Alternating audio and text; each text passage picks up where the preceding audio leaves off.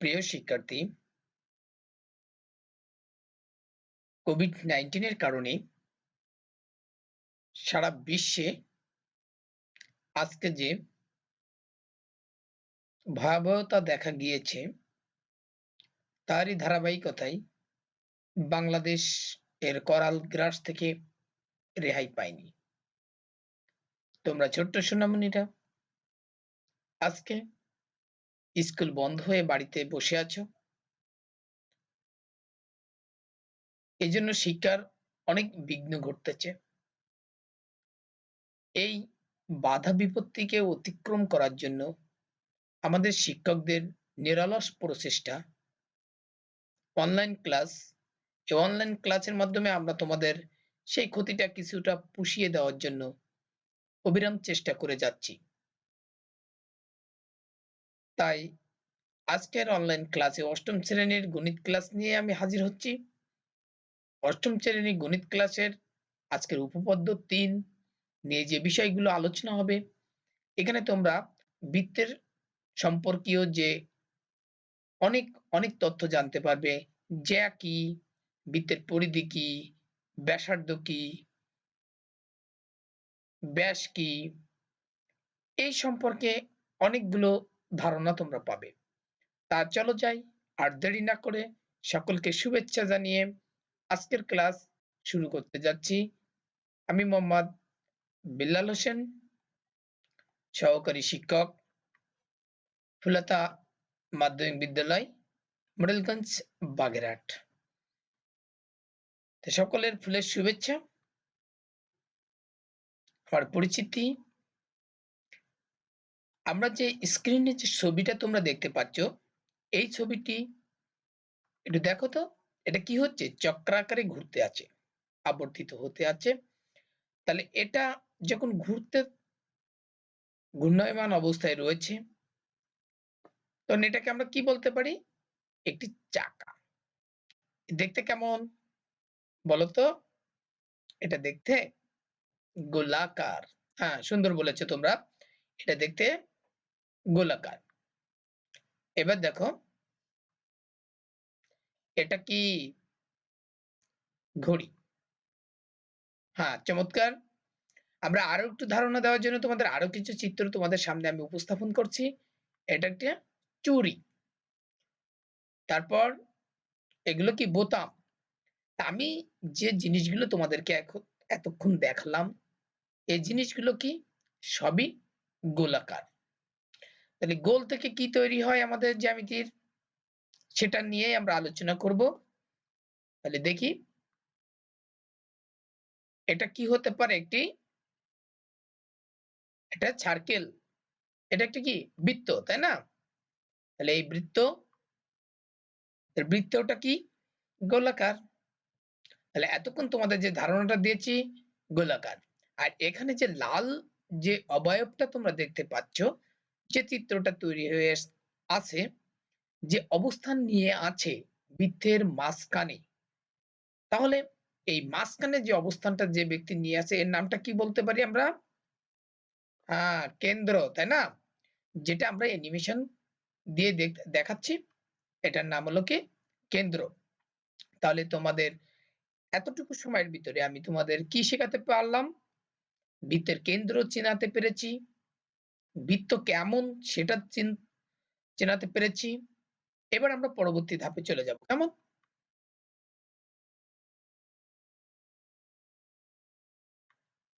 এটাও বৃত্ত।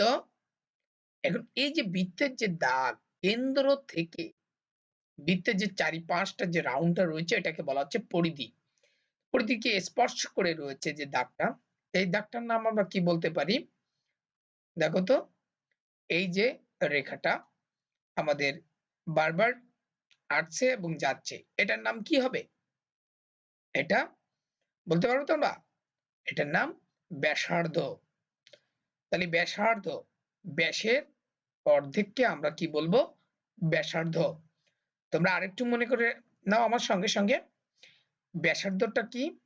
এটা কেন্দ্র থেকে তার পরিধিকে স্পর্শ করবে, অর্থাৎ বৃত্তের কেন্দ্র থেকে শুরু করে বৃত্তের পরিধির যে কোনো বিন্দুতে সে স্পর্শ করবে, তাহলে সেটা হবে কি ব্যাসার্ধ। আর এক কথা আমরা বলতে পারি ব্যাসার্ধকে ব্যাসের অর্ধেক বলা হয়। আর ব্যাসার্ধকে আর দ্বারা প্রকাশ করা হয়। ব্যাসার্ধকে কি দ্বারা প্রকাশ করা হয়? আর দ্বারা প্রকাশ করা হয়।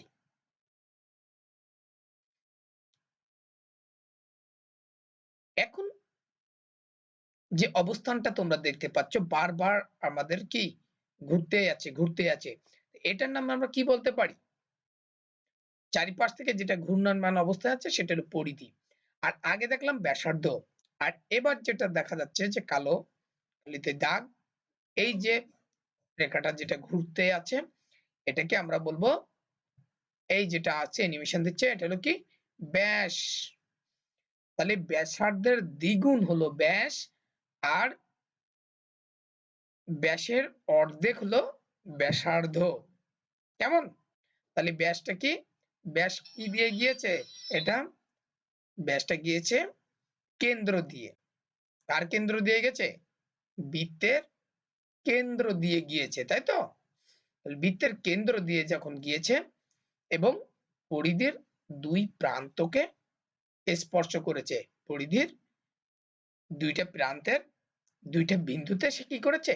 স্পর্শ করেছে। তাহলে ব্যাস সম্পর্কে তোমাদের ধারণা কি পরিষ্কার? হ্যাঁ, তোমাদের ব্যাস সম্পর্কে আমি ধারণা মনে হয় পরিষ্কার করতে পেরেছি।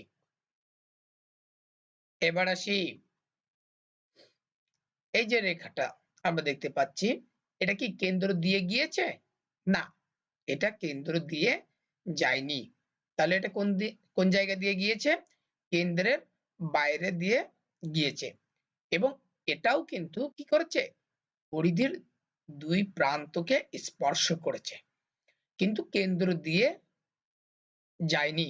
কেন্দ্র দিয়ে যখন যাবে না এবং বৃত্তের পরিধির দুটি প্রান্তকে স্পর্শ করবে, তখন সেটাকে আমরা বলবো কি জ্যা।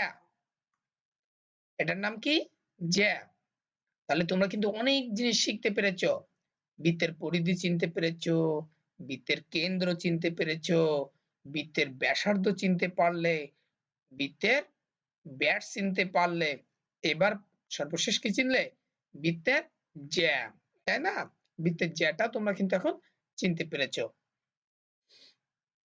তাহলে আমাদের আজকের যে পার্টটা নিয়ে আমরা আলোচনা করব সেটা হলো বৃত্তের কেন্দ্র থেকে সমদূরবর্তী সকল জ্যা পরস্পর সমান। তাহলে বৃত্তের কেন্দ্র থেকে সমদূরবর্তী সকল জ্যা পরস্পর সমান। কেমন?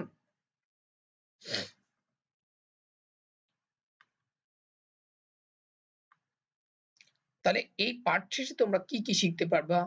বৃত্ত কি তা বলতে পারবে, ত্রিভুজের সর্বসমতা প্রমাণ করতে পারবে, বৃত্ত সংক্রান্ত উপপাদ্যের সমস্যা সমাধান করতে পারবে, তাই না? তাহলে তোমরা কিন্তু অনেক কিছু জানতে বুঝতে পারছো। কেমন? তাহলে এখন বিশেষ নির্বাচন, বিশেষ নির্বাচনটা আমরা কিভাবে দেখাবো? আমরা আগে পড়ে দেখি। মনে করি ও বৃত্তের কেন্দ্র এবং এবি ও সিডি দুইটি জ্যা। ও থেকে এবি ও সিডি এর উপর যথাক্রমে, তাহলে ও থেকে এবি সিডি এর উপর যথাক্রমে ওই ও এফ লম্ব। তাহলে ওই ও ওএফ কেন্দ্র থেকে যথাক্রমে এবি ও সিডি জ্যা এর দূরত্ব নির্দেশ করে। ওই সমান ওএফ হলে প্রমাণ করতে হবে যে এবি সমান সিডি। তাহলে এখন এই ব্যাখ্যাটাকে আমি অ্যানিমেশনের মাধ্যমে তোমাদেরকে দেখাচ্ছি, তোমরা একটু সুন্দর করে দেখে নাও। কেমন? তাহলে এখানে ও আমার বৃত্তের কেন্দ্র, তাহলে মনে করি কি ও বৃত্তের কেন্দ্র। তোমরা কি বৃত্তের কেন্দ্রটাকে চিনতে পেরেছো? আমি প্রথম স্লাইডে তোমাদেরকে কিন্তু বৃত্তের বৃত্ত সম্পর্কে এবং বৃত্তের কেন্দ্রটাকে তোমাকে চিনিয়ে নিয়েছিলাম। তাহলে এখন আমাদের বৃত্তের কেন্দ্র ও এবং এবি আর সিডি দুইটি জ্যা, আমি জ্যাটাও তোমাদেরকে চিনিয়েছি। তাহলে এখন জ্যাটা কেমন হবে? এটা কেন্দ্র দিয়ে যাবে না, তা দেখো এটা কেন্দ্রের বাইরে দিয়ে গিয়েছে। তাহলে একটি জ্যা আরেকটা জ্যা, এটা হলো এবি একটি জ্যা, আরেকটা নিলাম আমরা কি বাইরে সিডি আরেকটি জ্যা। তাহলে দুইটি জ্যা কি তোমরা দেখতে পাচ্ছ? অবশ্যই। তাহলে এবি এবং সিডি দুইটি জ্যা। এবার কি হচ্ছে ও থেকে, অর্থাৎ ও বিন্দু থেকে আমাদের এবি এবং সিডি এর উপর যথাক্রমে দুটি লম্ব আঁকবো। একটা হলো কি ওই লম্ব, আর একটা হলো কি ও এফ লম্ব। তাহলে দেখো, এই দেখো ও কেন্দ্র থেকে কি করেছে এবি এর উপর একটি লম্ব হয়েছে, লম্বটা এসেছে। তাহলে এ একটি লম্ব, নাম কি দিলাম ওই। তোমরা কি বুঝতে পেরেছো? ওই একটি লম্ব দিলাম। তাহলে আরেকটা লম্ব হবে কি ও থেকে কার উপরে হবে? সিডি বাহুর উপরে হবে, তাই তো? দেখো, তাহলে ও থেকে সিডি বাহুর উপর আরেকটি লম্ব হয়েছে, সেটার নাম দিলাম কি ও এফ লম্ব। এখন তাহলে ওই এবং ও এফ কেন্দ্র থেকে যথাক্রমে, তাহলে ওই এবং ও এফ কেন্দ্র থেকে যথাক্রমে কার দূরত্ব নির্দেশ করছে? এবি জ্যার এবং সিডি জ্যায়ের দূরত্ব নির্দেশ করছে। এখন ওই সমান ও এফ, ও ই সমান ও এফ যদি হয়, তাহলে প্রমাণ করতে হবে যে এবি এবং সিডি সমান। এবি সমান সিডি, অর্থাৎ এবি বাহু এবং সিডি বাহু এরা সমান হবে। এখন আমরা প্রমাণের দিকে যাব, কেমন? তাহলে এখন ওই আর ও এফ এরা সমান হলে আমাদের প্রমাণ করতে হবে যে এবি সমান সিডি। প্রমাণের ক্ষেত্রে আমরা চলে আসি এখন অঙ্কন। অঙ্কনের জন্য আমরা কি করব? ও এ এবং ও সিটা যোগ করব। দেখো তো ও এটা যোগ করলাম, আবার এবার করব ও সিটা যোগ করলাম। তাহলে ও এ এবং ও সি যোগ করার পরে এখানে কিন্তু দুইটা ত্রিভুজ তৈরি হয়ে গেছে, তাই না? দেখো আমি দুইটা ত্রিভুজ সম্পর্কে এখন তোমাদেরকে বিস্তারিত বলছি। এখন প্রমাণের ক্ষেত্রে তোমাদের যেহেতু ওই লম্ব এ বি, ওই কার উপরে লম্ব হয়েছে? এ বির উপরে, আর ও এফ লম্ব হয়েছে সিডির উপরে। সুতরাং এখানে দুইটি যে কোণ, অর্থাৎ আমরা সমকোণের সংজ্ঞাটা কি বলতে পারি?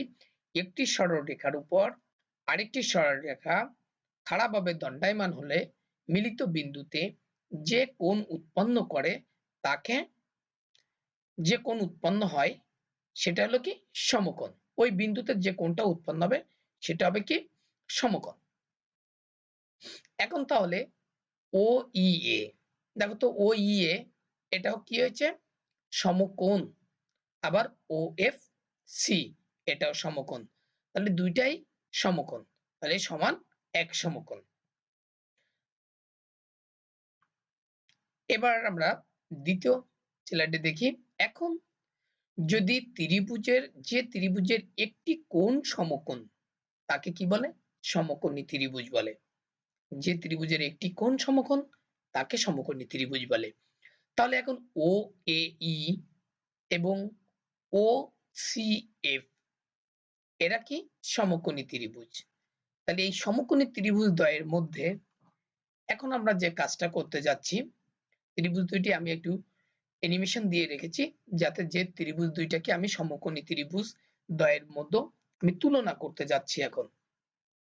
তাহলে দেখো অতিভুজ ও এ ইকুয়াল টু অতিভুজ ও সি। তাহলে উভয় ত্রিভুজের অতিভুজ কি আছে? ও ই, সরি, ও এ এবং ও সি এরা কি ব্যাসার্ধ না? অবশ্যই বৃত্তের ব্যাসার্ধ।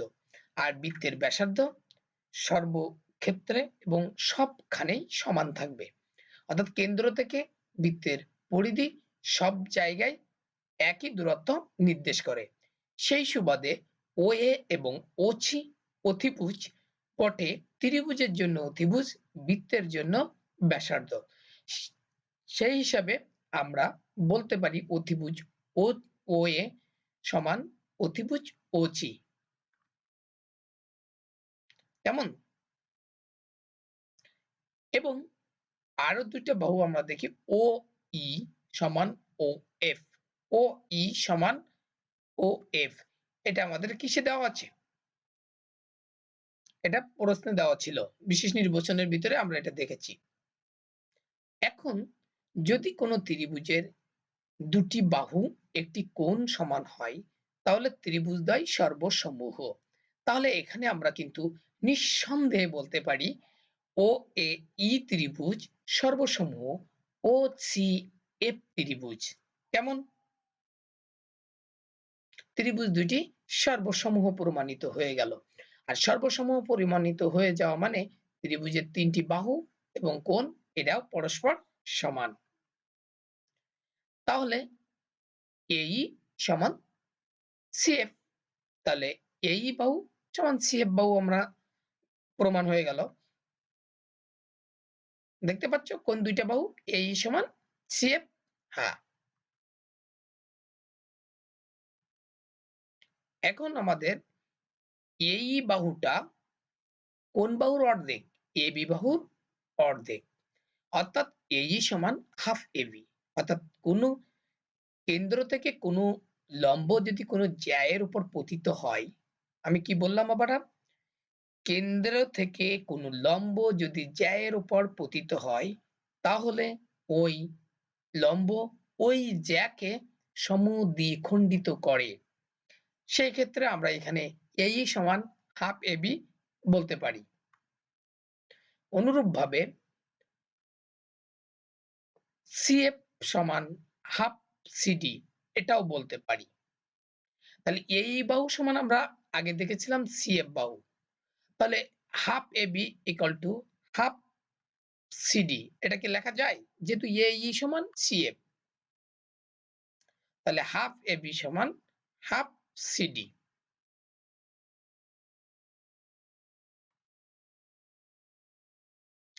এখন উভয় পক্ষ থেকে আমাদের কি করলাম?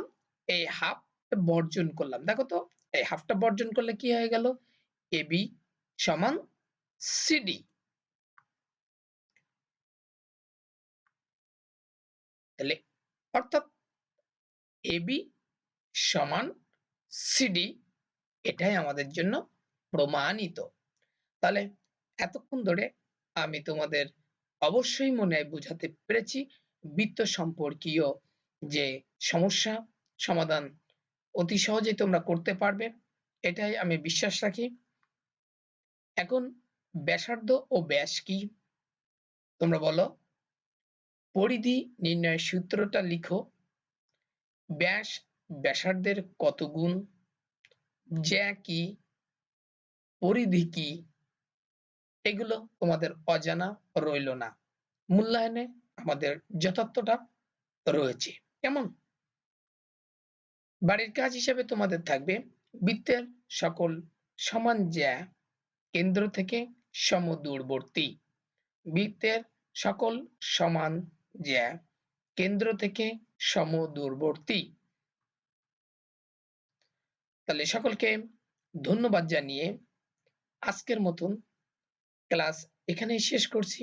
সবাই ভালো থাকো, সুস্থ থাকো, নিরাপদে থাকো এবং সামাজিক দূরত্ব মেনে চলো। অবশ্যই প্রয়োজনে বাড়ির বাইরে গেলে মাস্ক ব্যবহার করবে। শুধু মাস্ক ব্যবহার করবে না, যথা নিয়মে মাস্ক ব্যবহার করবে। এই সময়টা আমরা অতিক্রম করতে পারলে আমরা করোনাকে হয়তো জয় করতে পারবো। সবার সুস্থতা ও দীর্ঘায়ু কামনা করে আজকের মতন ক্লাস এখানেই শেষ করছি। ধন্যবাদ সকলকে। আল্লাহ হাফেজ।